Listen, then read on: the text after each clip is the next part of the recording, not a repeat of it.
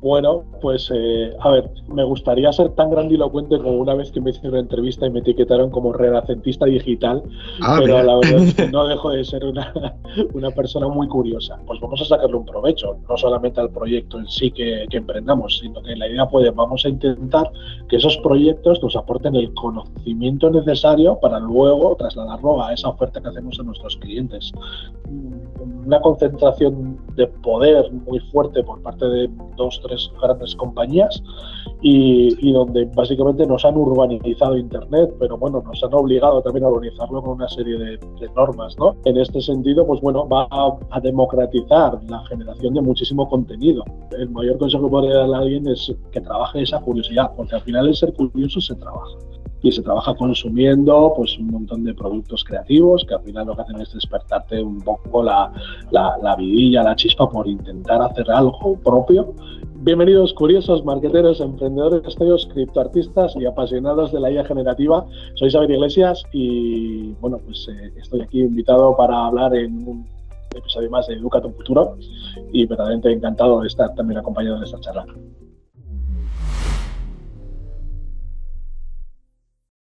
Pues bienvenido a Educa tu Futuro. Hoy tenemos a Xavier Iglesias Juárez, que viene a hablarnos del desarrollo de la inteligencia artificial generativa, el ecosistema digital y muchísimas cosas más. Y bueno, hola Xavier. O perdón, vamos a comenzar de nuevo. Bienvenido, curioso marquetero, emprendedor, CEO y criptoartista. Cuéntanos, ¿quién es Xavier Iglesias Juárez y a qué se dedica? Bueno, pues a ver, me gustaría ser tan grandilocuente como una vez que me hicieron una entrevista y me etiquetaron como renacentista digital, Ah, pero mira. la verdad es que no dejo de ser una persona muy curiosa y bueno, pues desde hace ya algo más de una década básicamente me dedico al ecosistema digital, como bien has dicho, y bueno, pues ahí andamos pululando por las redes. Bueno, pues retomando esta frase, queremos saber, ¿qué tiene Xavier Iglesias de marquetero, de emprendedor, de CEO y de criptoartista? Bueno, de criptoartista, empezamos desde lo último, que creo que es lo más sencillo. De criptoartista, Vale. la etapa grande de los NFTs, finales de 2020, el gran 2021 y parte del 2022, pues bueno, lo que pudimos al final. Yo siempre, son cosas que me caen a mí por figura pública, pero todo lo que hago básicamente está acompañado por mi equipo, por mis socios, entonces casi que, que no, aunque sea un alias, en realidad hay tres personas detrás de todos los proyectos. Entonces, en ese sentido, pues bueno, de criptoartista esa parte. Luego ya de CEO, de marketero, etcétera, pues un poco todo nuestro trabajo digital que venimos haciendo como equipo desde el año 2016 y de manera individual desde el año 2010, básicamente. Entonces, pues bueno, pues todos los proyectos emprendidos, todos los clientes para los cuales hemos trabajado y hemos hecho cosas muy interesantes y muy, a veces divertidas, a veces aburridas, Claro. pero, pero bueno, más que nada esa trayectoria, esa andadura digital. Bueno, pues también, como has dicho antes, un renacentista de la era digital. También he visto que también te defines como Knowledge Marketer Driven. Cuéntanos un poco más, ¿a qué se refiere ese término? Que quizás alguna de las oyentes no lo conocen bien o no se hace una idea de cómo es. Sí, bueno, es un concepto que ideamos en el estudio los compañeros, porque llegó un momento en el cual nos quedamos un poco con la idea de, bueno, vale, eh, lo que nos llena realmente es emprender proyectos propios. Al final tienes que trabajar para el cliente y vas sacando proyectos porque necesitas economía instantánea, necesitas flujo de Sí, caja claro. positivo y para cobrar y llevar dinero a casa. Pero donde nosotros realmente nos sentíamos muy cómodos, muy realizados, muy enriquecidos era en lanzar proyectos propios. Entonces tuvimos una primera etapa año finales de 2017, 2018, en lo cual intentamos decir, vaya, pues vamos a intentar lanzar un proyecto digital cada mes. Y el objetivo es tener un presupuesto muy limitado, estoy hablando básicamente de 100 euros, de 150 euros, y lanzar un proyecto que facture las primeras 24 horas. Entonces, hicimos una primera etapa en esos años, de finales de 2017, 2018, en el cual todos los proyectos, luego mirando hacia atrás, los hicimos dentro de lo que era nuestro nicho. O sea, era lo que conocíamos, pues al final soluciones que veíamos que no existían en el mercado y que nosotros como proyecto, como consumidores necesitábamos. Entonces eran todos muy enfocados al mismo tipo de cliente.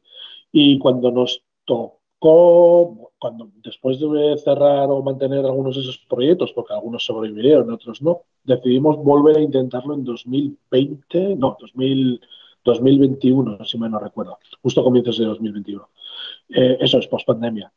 Y entonces en ese momento sí que es verdad que dijimos, no vamos a hacer lo mismo de antes, de intentar enfocarnos en lo que nuestro nicho, nosotros como consumidores vemos que tal, vamos a intentar diversificarlo y meternos siempre en jardines más complicados a nivel concepto. Y entonces empezamos a pensar, realmente, bueno, pues vamos a sacarle un provecho, no solamente al proyecto en sí que emprendamos, sino que la idea puede, vamos a intentar que esos proyectos nos aporten el conocimiento necesario para luego trasladarlo a esa oferta que hacemos a nuestros clientes.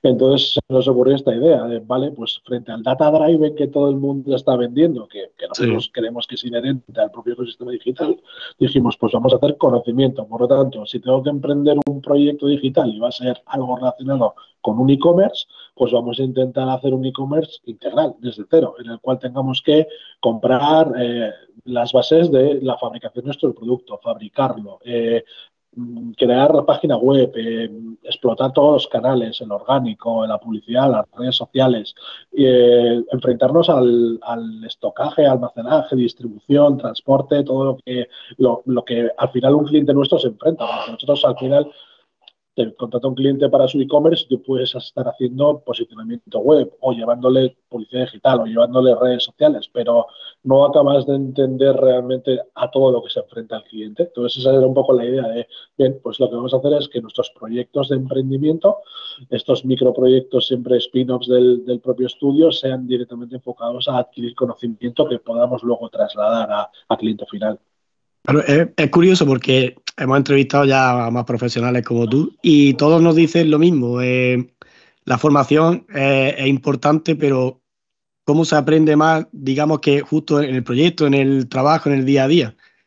Es que es curioso que todos coincidáis en lo mismo, que al fin y al cabo hay un aprendizaje no formal, por así decirlo, que es importante, ¿eh? Sí, los anglos lo tienen bien claro, es el skin in the game. O sea, si tú Mm, realmente has estado experimentando algo, claro, de la teoría a la práctica hay muchísimas cosas que pueden salir claro. mal. Y cuando las estás practicando, pues al final tienes que solucionarlas. Y yo creo que es ahí realmente donde se adquiere un conocimiento práctico, no teórico, que evidentemente también lo necesitas. Claro. Bueno, pues retomando lo que has dicho antes, 18 proyectos, es una pasada, un proyecto cada mes, como has dicho, me parece increíble. O sea, tiene que haber una creatividad brutal para suplir esa falta de presupuesto, me imagino. Entonces quería preguntarte, desde tu inicio hasta ahora, ¿cómo crees que ha evolucionado la percepción del ecosistema digital desde que empezaste? Bueno, ha habido mucha evolución. Yo no digo cuando empecé a nivel profesional en el ecosistema digital, sino incluso antes. Yo suelo comentar cuando me toca dar clase en universidad, que doy varios módulos de negocio digital en grados universitarios, pues muchas veces me suele gustar empezar las primeras clases con teoría de lo que es Internet, o sea, las propias evoluciones que ha tenido la web, pues la web 1, la web 2, la Sí. web 3.0. Y siempre les digo, yo, pues bueno, mi primera conexión a Internet pues era un módem de 56K que te bloqueaba la red, sonaban todos los pitiditos, A tú te pedales. conectabas y tú tenías ahí pues tu 486, tu 2133, pues bueno, un poco los primeros equipos que manejábamos cuando éramos aborrescentes. Y bueno, pues ha evolucionado mucho. Tuvimos un Internet, yo creo que un web 1.0 que era muy divertido, que era muy libre, con esos chats, ese IRC o esos grandes portales informativos, ese Internet del hipervínculo, antes de que llegara al final todo el tema de los buscadores o el monopolio de Google, bueno, prácticamente es un monopolio con un buscador troncal que defina todo lo que es Internet. Luego pasamos a una etapa más teóricamente participativa, pero menos libre, lo cual es una incoherencia, pero Sí, es un un poco. poco donde estamos ahí en ese momento actual de transición y bueno, pues con una pérdida de libertades para el usuario, una concentración de poder muy fuerte por parte de dos, tres grandes compañías y donde básicamente nos han urbanizado Internet, pero bueno, nos han obligado también a organizarlo con una serie de normas, ¿no? Entonces tenemos, pues, Sí. desde, pues tengo que crear mi página web, pues evidentemente lo vas a hacer en base a una arquitectura de la información, pero que esté todo bien ordenado para que pueda posicionar y adquirir tráfico orgánico a través de canales como el buscador. Redes sociales, pues también haces todo de manera que el propio algoritmo te pueda beneficiar para aportarte tráfico, plataformas publicitarias, al final todos los canales de adquisición de tráfico para nutrir el espacio soberano tuyo en Internet, que es tu propia página web, pues viene también con una serie de normas impuestas y un poco esa libertad de la web 1.0 la hemos perdido. Y luego pues nos hemos quedado a medio camino, ¿no? En esa evolución a la web 3.0 con las nuevas tecnologías Mm. como el blockchain, con una etapa, pues bueno, que ha sido especulativa, que ha sido muy, muy loca, pero también muy divertida, que ha sido toda esta explosión de los NFTs, que la gente, pues bueno, la ha entendido como ha querido entenderla, los medios la han entendido como la han querido entender y los que la hemos vivido, los que hemos tenido el skin in the game, pues bueno, ha sido una etapa pues muy divertida y yo al menos no me arrepiento de nada de esta época porque ha sido pues de adquirir muchos conocimientos. Lástima que entre medio pues bueno aparece otra gran tecnología muy disruptiva que es la inteligencia artificial generativa y barre básicamente pues muchas de las cosas que se habían avanzado. Entonces estamos ahora en ese lapso intermedio. Bueno, es curioso de lo que dices, que veo que a lo largo de tu trayectoria ha habido como tres pilares: un poco de aprendizaje, un poco de diversión y un poco de adaptabilidad, lo que dices, de hay unos estándares y hay que adaptarse. ¿Cuál crees que de todos tus proyectos aglutina tres pilares que estamos hablando? De los que has visto, ¿o cuál Uf, crees que es el que más te ha llenado como profesional? a ver, de los proyectos lo malo que es que como persona emprendedora, el momento de ideación, darle forma y lanzamiento, es un momento de enamoramiento, para hacer el símil con las parejas. Sí. Y es la etapa más bonita. Por lo tanto, ahora mismo te diría que el proyecto que aglutina todo esto y todo ese conocimiento, pues es el último, que es el del cual estás enamorado y es del cual estás, pues bueno, todo el día lo tienes en la cabeza, no consigues quitártelo y estás tremendamente ilusionado. Si echas la vista hacia atrás, pues bueno, podríamos clasificarlos por, mira, pues estos serán proyectos con una inversión mínima que prácticamente iban en automático y hacían unas facturaciones muy buenas. Con esta aprendimos esto que nos aporta muchísimo valor. Habría que ver sobre qué variable al final lo puedes hacer el ranking o los puedes clasificar. Pero bueno, a día de hoy yo creo que siempre, pues, en el momento que mayor conocimiento tenemos del ecosistema digital, etcétera, es ahora. Por lo tanto, hay que mejor aglutine seguramente todo lo aprendido, sea el último, que es en el que realmente pues vuelcas todo lo que ya traes de know-how. Claro, ya tienes esa madurez de que te da la experiencia, de haber hecho más proyectos, etcétera. Me parece súper interesante, la verdad. Bueno, ahora quiero hablar de tu perfil de LinkedIn. Lo he visto exhaustivamente y he visto que me ha llamado mucho la atención de que la inteligencia artificial siempre ha estado ligado a, pues, a hacer más eficientes las empresas, etcétera. Pero me ha gustado mucho esa parte creativa que tenéis, la verdad. Y entonces quería hacerte una pregunta. He visto que, por ejemplo, recientemente Aston Catch ha hablado de la posibilidad de que se va a hacer un Netflix personalizado de, yo voy a crear una película con Brad Pitt, Jennifer Aniston, y que sea de terror. Eh, Ahora también he visto que habéis hecho un corto que lo habéis presentado en la competición de Runway, que también me ha parecido súper interesante porque además lo habéis desarrollado como se va haciendo poco a poco. Y quería preguntarle, ¿qué crees que hay de positivo y de negativo en esta democratización de la industria del entretenimiento? Bueno, vamos a empezar siempre por lo positivo, que para Sí, tampoco claro. pasarse de exceso.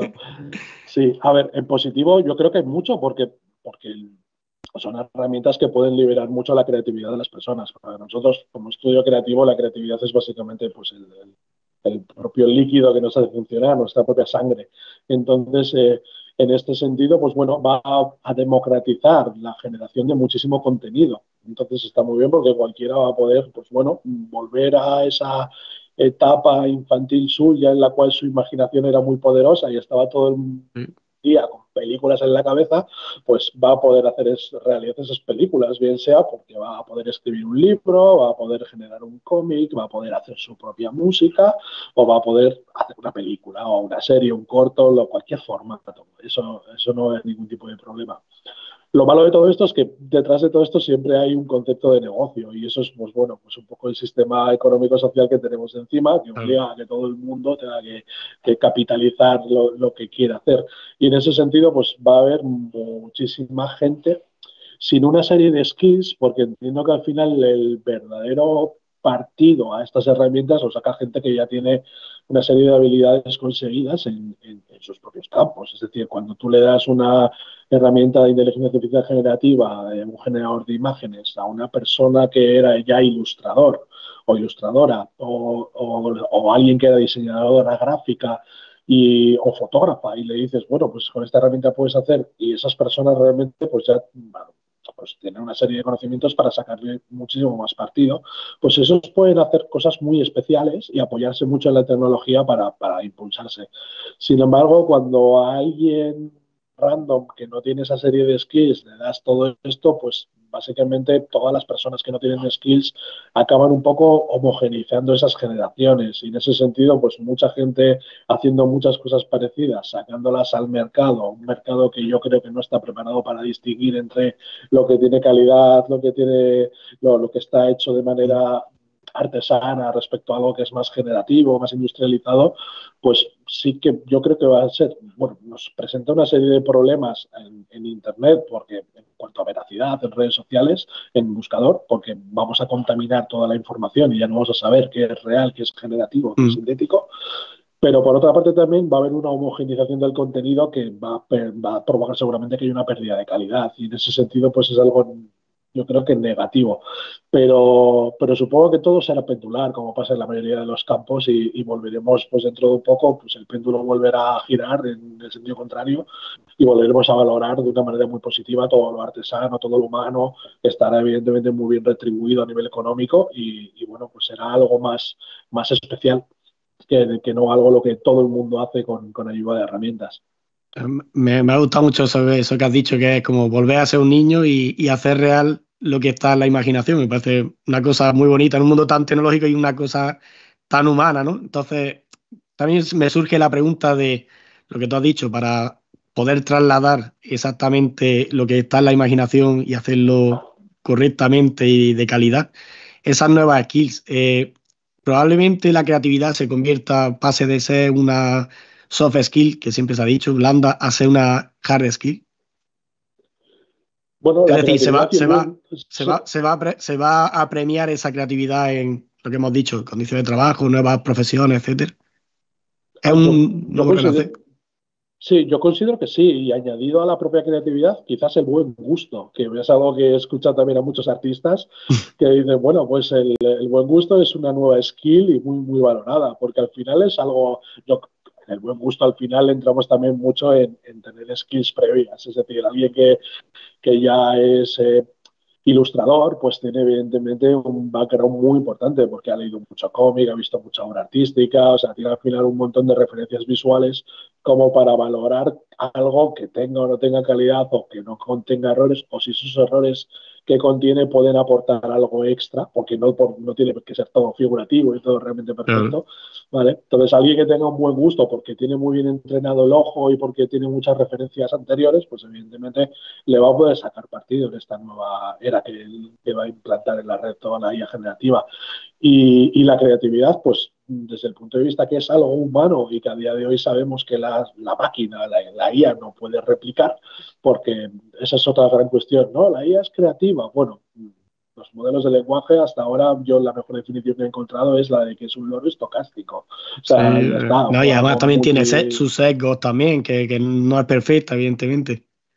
sí, eso lo vamos a encontrar en todo. Al final, estas herramientas o estos modelos los diseñan personas y las personas a la hora de diseñar contenemos sesgos. Por lo tanto, esos mismos sesgos humanos se trasladan a nuestras creaciones.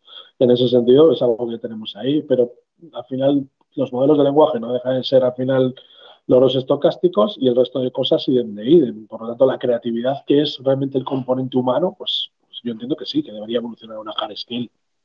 Es curioso porque quizás es un mensaje bastante tranquilizador, porque claro, ahora con la irrupción de la inteligencia artificial siempre hay gente que estamos en un mar de incertidumbre ahora mismo de mi profesión el año que viene existirá o no existirá o tendré que reciclarme, ¿no? Entonces, en verdad me parece un mensaje tranquilizador. Qué otra cualidad humana crees que, hemos hablado de la creatividad, ¿no? De que se va a valorar? ¿Qué otra cualidad humana crees que permanecerá inherente a la evolución de la tecnología? Por el momento, el razonamiento. Razonamiento, empezamos a ver, como está todavía todo muy en pañales, empezamos a ver los primeros modelos de lenguaje que parece que razonan, pero bueno, ese razonamiento que hacen también, pues es un poco, pues, Está por amoldar pulir, la ¿no? decisión de, sí, es como, bueno, pues le damos aquí, lo apretamos, lo giramos de aquí y de una manera un poco torticera justificamos que lo que hace es razonar. No, eso no es razonar. Y bueno, o sea, la mente humana es bastante más compleja que ese razonamiento primigenio que le estamos atribuyendo a los modelos de lenguaje, a las propias tías generativas de los LLMs. Pero claro, yo creo el razonamiento, evidentemente, y luego siempre nos olvidamos de que, bien, todo esto es muy automático, esas automatizaciones de procesos, ahora también automatizaciones, vamos a etiquetarlas como creativas, pero seguimos teniendo el dilema de dónde ponemos al humano en todo este flujo, el human in the loop, es decir, lo ponemos evidentemente de inicio con ese aporte de creatividad, lo ponemos al final en un control de calidad o de selección de todo lo que se va generando. Y ahí, evidentemente, seguimos necesitando la mano de obra humana. Por lo tanto, lo que tenemos es una evolución de profesiones o de tareas dentro de una misma profesión. Ahora, es curioso porque eso, están haciendo nuevas profesiones como relacionadas con la ética, relacionadas con la inteligencia artificial, por lo que hemos hablado de esos sesgos y, y eso, y que no tiene un razonamiento humano porque no es humano, aunque lo hayan creado los humanos. Entonces, te pregunto, aparte de, ya sabemos que en las empresas, en la industria de entretenimiento, etcétera, ya se está aplicando la inteligencia artificial, ¿qué industria crees que va a transformarse más como consecuencia de esta irrupción tan brutal de la IA generativa? Bueno, yo creo que al fin, mira, el caso más claro yo creo que es el hecho de que no se le haya permitido, por ejemplo, a OpenAI registrar ChatGPT como marca, porque el GPT al final es un gran disruptor y como gran disruptor que es la propia tecnología, la IA generativa, lo que vamos a tener es, pues, es una penetración transversal en todos los sectores. Entonces yo creo que en industria, evidentemente, tenemos otro tipo de inteligencias artificiales que ya se vienen aplicando en automatización de procesos, en gemelos digitales, de cara a rendimientos, de piezas, etcétera, etcétera, en un montón de campos. Y ahora con la IA generativa, pues claro, se nos mete en todas las tareas que etiquetábamos como white collars, ¿no? Pues ese trabajo de oficina, ese consultor, pues ahora ya directamente pues estamos viendo que las grandes consultoras, por ejemplo, empiezan a prescindir de mucho personal, lo cual es normal, porque ya hacer una presentación yéndonos a un lado muy cómico, muy irónico y bastante malvado, porque te aportan más valor que no hacer presentaciones solo. Pero bueno, se está viendo una reducción de personal porque hacer presentaciones bonitas ahora es muy sencillo. Entonces, esa productividad se ha disparado y esas horas pues se pueden repercutir luego en otra serie de cosas. Entonces, yo creo que prácticamente en todo. Por ejemplo, nosotros, nuestro principal proyecto a nivel de producto dentro de todo lo que está siendo ahora es el desarrollo de nuestros avatares gestionados por IA, que los vamos a utilizar a modo de streamers. Estamos, bueno, ya lo hemos terminado y lo tenemos que lanzar en breve. Son, pues bueno, streamers, avatares que se conectan a Twitch, se conectan a YouTube, tienen su propia personalidad, su propia voz, su propio aspecto, su propio universo narrativo, y lo que hacen es leer el chat y comentan y hablan directamente con su audiencia. Entonces, pues bueno, van generando audiencia en torno a sus historias. Y esto mismo, claro, nosotros lo hemos llevado al final a un nicho de mercado, de entretenimiento, etcétera, pero la propia tecnología es aplicable pues, a sectores como retail, educación, atención al cliente avanzada.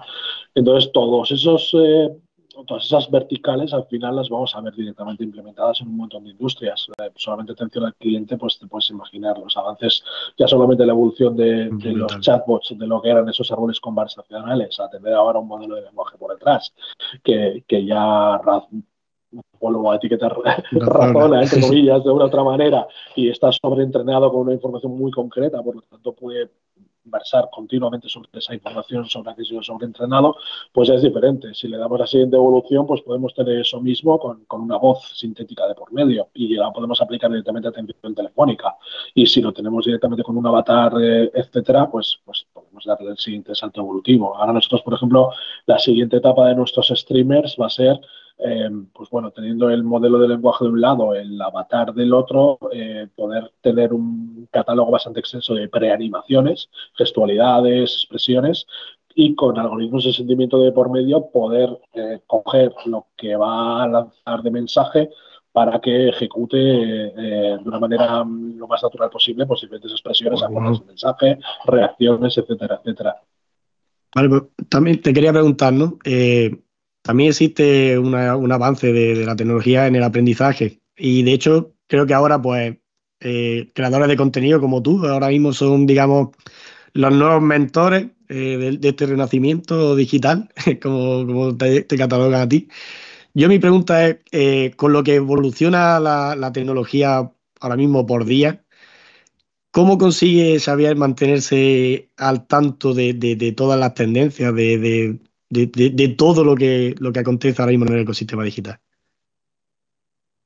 Es una pregunta muy recurrente entre todas las personas que estamos metidas en el mundillo, porque al final coincidimos en grupos privados de WhatsApp, de Telegram, Sí, claro. esos grupos de mastermind de gente aficionada a la IA generativa que está trabajando con ella, y todos es un poco esa sensación de alta fricción, de es que es imposible estar al día, cada día tenemos 1000 novedades, es imposible, no me da tiempo a probarlas.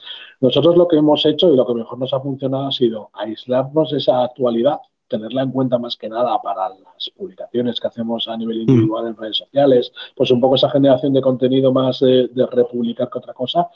Y lo que sí que hacemos es nos mantenemos al día mediante proyectos, o proyectos que tenemos para cliente o proyectos que hacemos nuestros. Al final nosotros lo que hacemos es aplicar una idea, quiero crear esto. Y entonces a partir de ahí empezamos a buscar directamente qué herramientas, qué novedades tenemos para aplicar y cómo podemos articular un flujo de trabajo en el cual metamos tecnología de por medio para agilizar ese proceso de creación o ese proyecto creativo que estamos moviendo. Puede ser un proyecto artístico, puede ser un proyecto de entretenimiento o puede ser otra cosa que sea más compleja o más profesionalizada para un cliente, pero básicamente lo que hacemos es te mantienes al día en base al diseño de esos propios productos, porque si no es imposible estar, o sea, si estás todo el día atento a la actualidad, básicamente lo No que puedes vas a hacer vivir. es consumir. Eso Vale. es. Pues bueno, sigue haciendo un símil con lo que has dicho tú, que te suelen decir el renacentista de la era digital.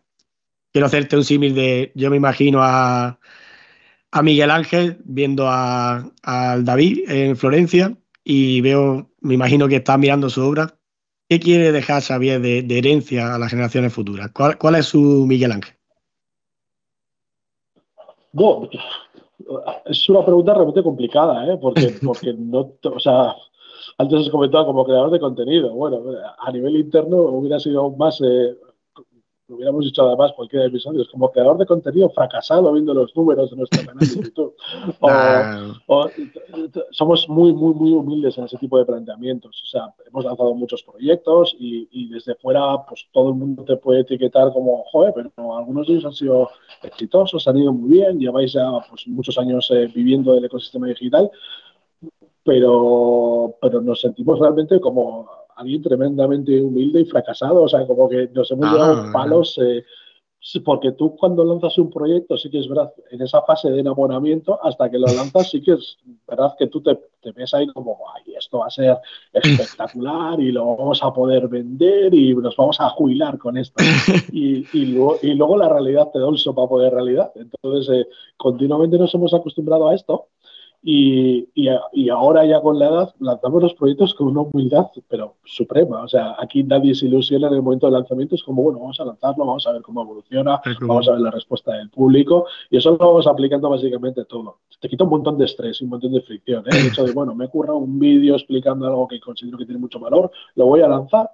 Miras al día y dices, tiene 15 visualizaciones. O sea, no me puede bueno, ningunear. No, o sea, el propio algoritmo de YouTube me está haciendo hosting, pero te lo tomas con una tranquilidad pasmosa, porque de lo contrario sería más complicado. Y en ese sentido, ¿qué dejamos a posterior? No sé, realmente tampoco me importa. O sea, nosotros hemos llegado a un momento de madurez creativa en el cual es como, hacemos las cosas porque queremos hacerlas y el resultado de las mismas pues bueno, pues ya vendrá. O sea, es un poco también como nos hemos enfocado siempre a la hora de emprender, ¿eh? De lanzar negocios, que es como, yo quiero hacer esto porque quiero hacerlo, porque creo que alguien lo necesita, porque creemos que cubre un hueco, lo hacemos, disfrutamos, aprendemos el proceso y luego pues ya responderá el mercado y si no, pues no pasa nada, pues se pasa páginas, se abandonan proyectos que ya tenemos cabeza y creatividad para lanzar otros más adelante.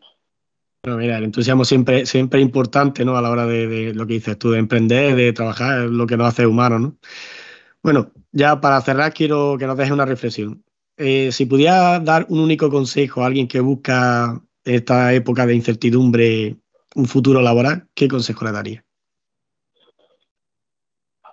Pues mira, voy a optar justo por lo más humano posible, que básicamente sería ser muy curioso. Yo, por ejemplo, he pasado 10 años como educador, como profesor de secundaria y bachiller. A día de hoy no me desvinculo de la educación, sigo trabajando pues dirigiendo másters, siendo profesor, participando en la universidad. Y no hay nada que me deprima más que ver a una persona apática, que Sí. como que no sabes qué te Mm, interesa. O sea, vemos a un montón de personas totalmente pues, superadas por el exceso de información y eso les genera una apatía hacia todo. Es como no tengo interés prácticamente en nada. No tengo interés en la música, no tengo interés. O sea, tenemos mil mm, productos creativos humanos a nuestro alcance. Y estamos en la era de la mayor información, el acceso a la mayor cantidad de información gratuita de toda la historia de la humanidad y te encuentras a alguien que no tiene curiosidad por nada. A mí me faltan muchísimas horas a lo largo del día para cubrir todo lo que me llega a interesar. O sea, tengo un montón de tengo demasiados hobbies, pero luego aparte tengo un montón de hobbies que no puedo desarrollarlos o ni siquiera iniciarlos por falta de tiempo. En ese sentido, el mayor consejo que podría darle a alguien es que trabaje esa curiosidad, porque al final el ser curioso se trabaja. Y se trabaja consumiendo pues, un montón de productos creativos que al final lo que hacen es despertarte un poco la vidilla, la chispa por intentar hacer algo propio más allá de lo que te puede marcar la sociedad. Es decir, que esto también es un poco el segundo consejo añadido, que sería que no hagan las cosas por dinero, o sea, que hagan las cosas porque realmente quieren hacerlas. Y lo otro, pues bueno, pues ya se verá. Es un poco algo que también cuando me tocó ser tutor en bachiller me ha generado problemas porque a los alumnos evidentemente los tienes que enfocar a hacer una carrera que luego les sirva, que les pueda un poco pues claro. iniciar un camino profesional, pero en realidad lo que deberíamos aconsejarles es que hagan lo que les motive, les guste y luego ya ellos encontrarán su camino profesional que no tiene que ser el mismo campo en el cual se han formado. O sea, la vida da muchísimas vueltas y se puede reciclar a nivel profesional a un lado u otro, así que no habría tanto problema. Así que mi consejo sería eso, que trabajen su propia curiosidad. Vale, pues con esa reflexión nos vamos a quedar, que trabaje en su propia curiosidad, que despierte su creatividad y que mire el horizonte más por su entusiasmo que por su aspecto económico. Pues muchas gracias, Xavier, de verdad que ha sido un placer contar contigo en Educa tu Futuro y nada, un saludo. Muchísimas gracias a vosotros por la invitación, ha sido un placer esta charla.